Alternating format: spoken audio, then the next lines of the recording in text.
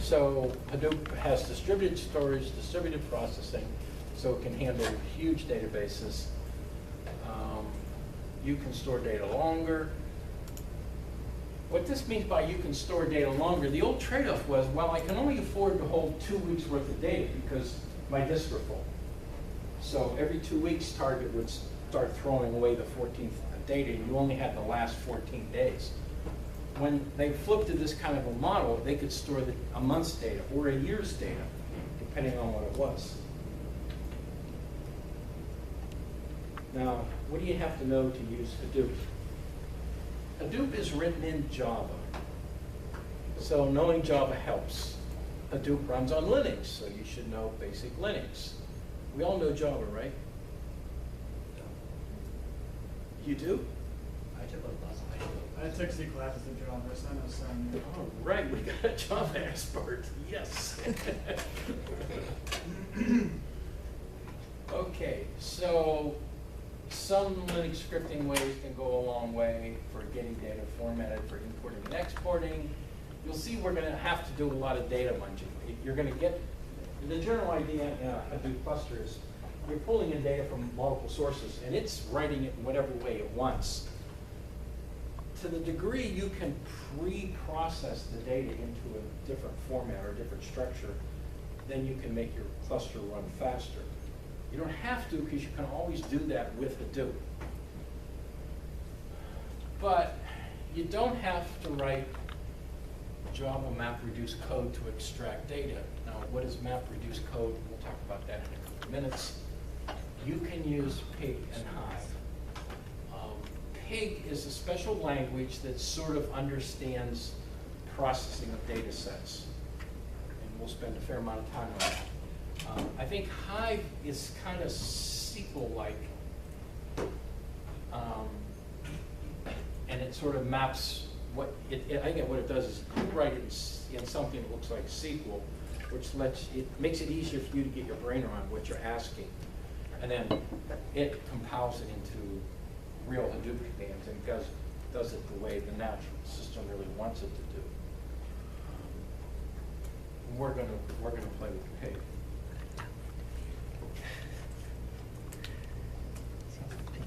So Hadoop is an open source implementation of Google's distributed computing framework. So Google started with something, they let people take a snap of it, used it at Yahoo, Facebook, and almost all large companies, and it's two things. It's this thing called Hadoop Distributed File System, HDFS. Remember that, we'll be using that a lot, and it's modeled after Google's GFS. So Google was building it and writing papers, and then the rest of the industry sort of emulated it. And they contributed to it, they didn't fight against it. And then there's this concept called Hadoop MapReduce, which is modeled after Google's MapReduce. And we'll see what MapReduce is in a minute. Right now, it's a programming framework. So like other frameworks, it does some things for you, and you have to fill in some blanks. What it does is it organizes your multiple computers into a cluster that performs the calculations. So you want to go through and mine for some data. You write a relatively simple Hadoop command, and it compiles, is probably the wrong word, but I'll use it. It compiles it into instructions and sends them out to all the computers. And then all the computers run it, and then they return the results. Okay. What you'll see here is you're going to wind up splitting tasks up at several layers across many, many machines and bringing it back. And you don't have to do any of that. That's the beauty of this. If you write it in the Hadoop structure, the Hadoop infrastructure automatically distributes and gathers the data for you. That's what Hadoop really is. It's that infrastructure that does that for you. That's what it says there. And one of the things I found out is if you have two computers, one of them is likely to fail every 3 years. If you have 4,000 computers, you're probably going to have a failure in one of them every day. So you don't design a big distributed processing like this with the idea that all the machines have to be out to work. Instead, you design it so that I expect the machines to be failing. Okay? This is not directly relevant to what I'm about to say, but it is interesting. Nowadays, many companies are getting rid of their own machines, and they're running everything on either Microsoft or Amazon's cloud. And what they do is they literally, they'll buy what looks like a giant trailer from Dell. And you open up the door on it, and it's just rows and rows and rows and rows of these processors. I don't know, they probably get 8 or 20,000 in each trailer. And if you walk in there, you'll see little red tags hanging all over the things. Whenever they fail, a technician goes in there and hangs a tag on that. And then once a week or once a month, somebody from Dell comes out there. They pull all the ones out with red tags, put new ones in, take the ones with red tags back and repair them, and then they're available to use as spares for the next time. The point I'm trying to make is that's the model. The model is you expect the machines to fail, and the system just has to keep working. To get that, you'll wind up wasting a lot of hardware. You'll have a lot of redundancy. But when you do the math, it works out.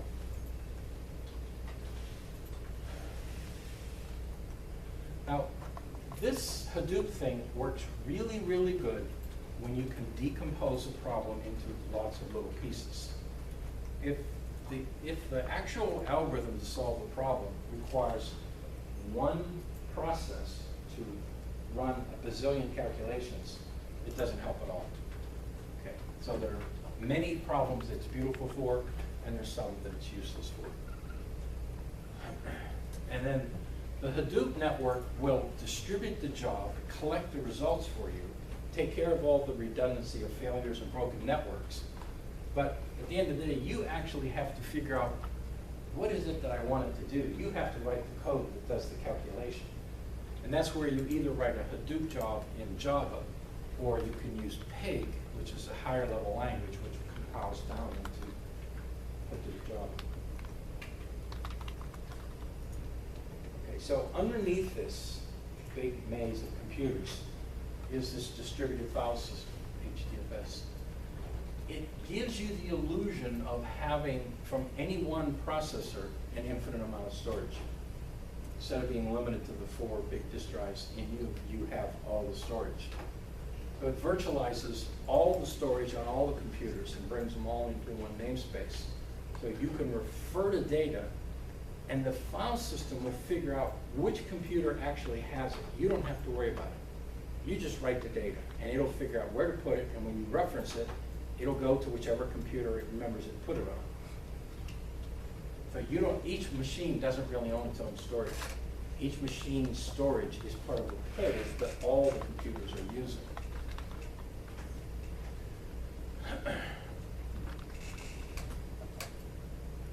And again, the whole thing, chicken and egg, if it wasn't commodity hardware, we wouldn't have to do. Probably Hadoop helped drive the commodity hardware as well. And that all works because the Hadoop file system is self-healing and self-replicating. So this is the speech about, if you have 10,000 servers, then you will see one server fail every day on average. So the Hadoop file system replicates all the data by default 3 times on different servers.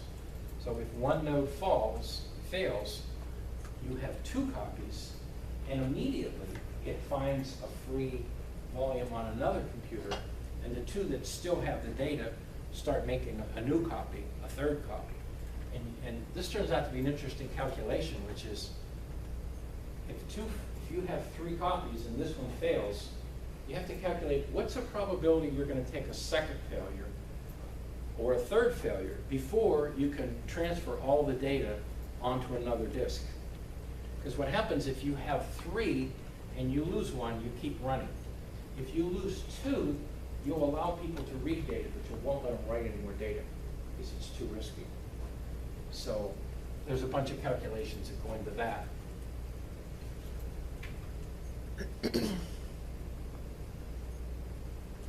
So Pig. So Java is often used to do these MapReduce functions, which we'll look at in a minute. But since a bunch of people like us don't really want to learn Java, they invented pig. It was designed expressly for data manipulation, and the code is called pig Latin. And it allows you to manipulate large volumes of information, analyze them, create derivative data sets. This really gets into set theory. What you'll see when we get into it is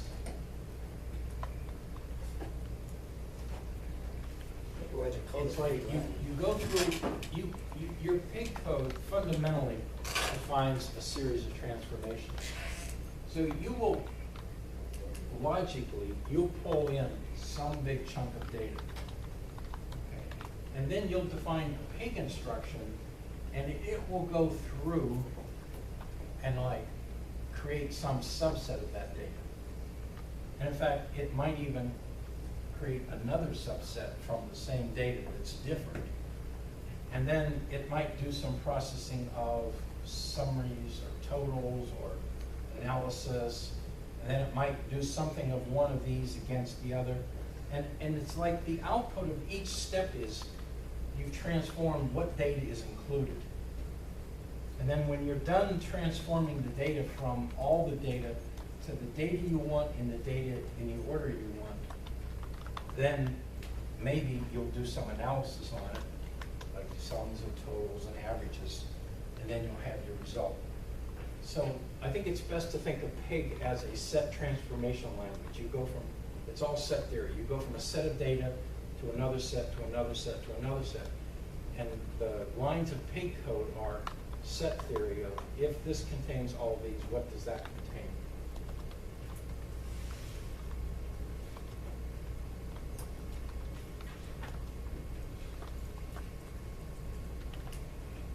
So there's a bunch of other places. There's something called Zookeeper. Because these systems are really complex, you put all the information about the system in there so that you have a chance of maintaining these thousands of computers and thousands of drives. And Zookeeper itself has to be fault tolerant, so they run that on 3 or 5 servers. So you can do a lot of analysis, but you have to write MapReduce tests. So if you use Hive instead of pig, you write simple what look like query languages, and then it will do the MapReduce for you. So here's some alternatives to Hadoop, which we will not cover. Okay. So we have HBase. HBase is a product. Keybase, NoSQL, hard to learn, less tools, good for new long-term development. Cassandra, Keybase, Vertica, CloudTrans. So there's all these. Mostly I didn't want, even though we're going to look at Hadoop, I don't want to position it as it's the only answer. The flavor of this course is to sort of like taste some various things. And I said, well, let's try one big data solution. And that's the one I chose, but there's lots of other ones out there.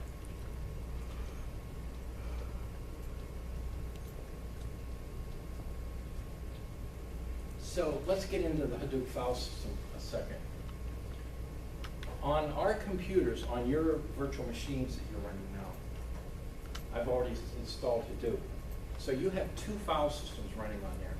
You have the traditional file system, and if you have a file and you do an insert, it finds the file and it changes the data, sticks more data into it, okay? So if that file was a gigabyte long and you like overwrote a chunk of the data, it's still a gigabyte long. In HDFS, they never, ever, ever overwrite data.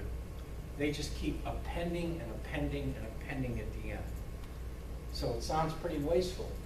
And in order to read data, if you want to know the state of the data, you can't like read the file until you find a piece of information you want.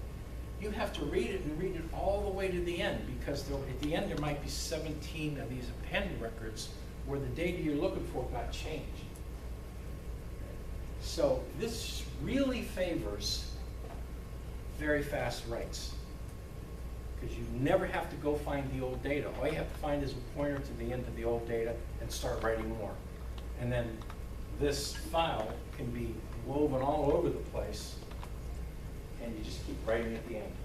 So, you know, up here you define A equal 1, B equal 2, C equal 3, and 6 gigabytes later you might find an update record that says, no, A is now equal to 5. So in order to find the value of A, you have to read the whole stinking record. Seems like it would keep track of everything that happened in that file along the way as well, so that you could go back in time, you know, and look at the file, the original file or something of that sort. Is that correct? Along the thoughts of that, I think there's actually, you can actually run, I don't know, a weeder program that goes through and reads an existing file and all its appends.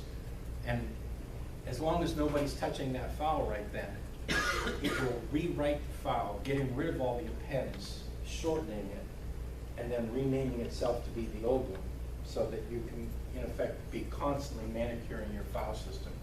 And that would be useful in some cases, but in general, it's not. Because again, the model is, if you're Twitter and you're keeping track of every tweet from KFriedrich, well, you don't need much storage, number one, but anyhow, you know, you don't go back and update my old tweets. My old tweets were shipped last December, they're valid. What I bought in Target last week, I'm not gonna go back and change it. So the kind of data there really works well, where you just keep appending.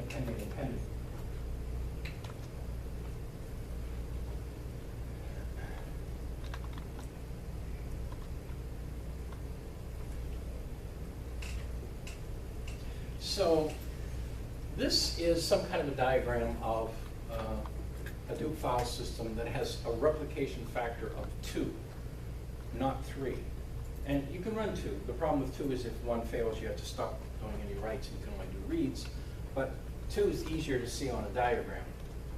So imagine you had 3 computers, okay?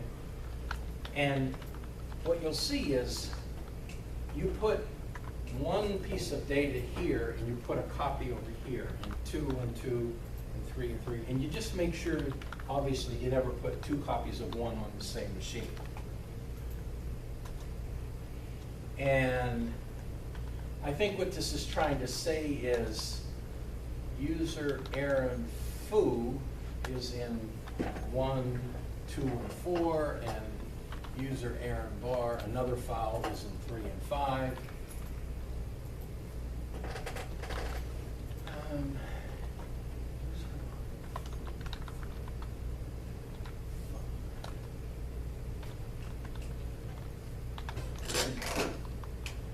I can't understand why 1's on 3. Oh, maybe it's just coincidental. So 3 and 5 is 3, 5, 5. No, he's on all 3 nodes. And obviously 1, 2, and 4 is on all 3 nodes. So if you go start on the left and you go do 1, you go like that, and it adds up. It ends up like that. So you go 1, 2, 3, 4, 5, 1, 2, 3, 4, 5. You write 2 somewhere Yeah. else. Then you write 4 somewhere else. Well, 3, and then 3. And then you write 3 4 and here. 5. 1. Well, you write 1, 1, and then you write 2, 2, 2. And then you write 3, 3. Yeah. And then you write probably 4, 4, and then 5, 5. Yeah, I guess it's getting ready, it just doesn't show 6 where you would put 6. I guess the only important point is every time you do a write, you write it to 2 places, and you make sure you never write the second copy on the same physical computer that the other copy is. So any one of those machines could go down and you would still have all your data.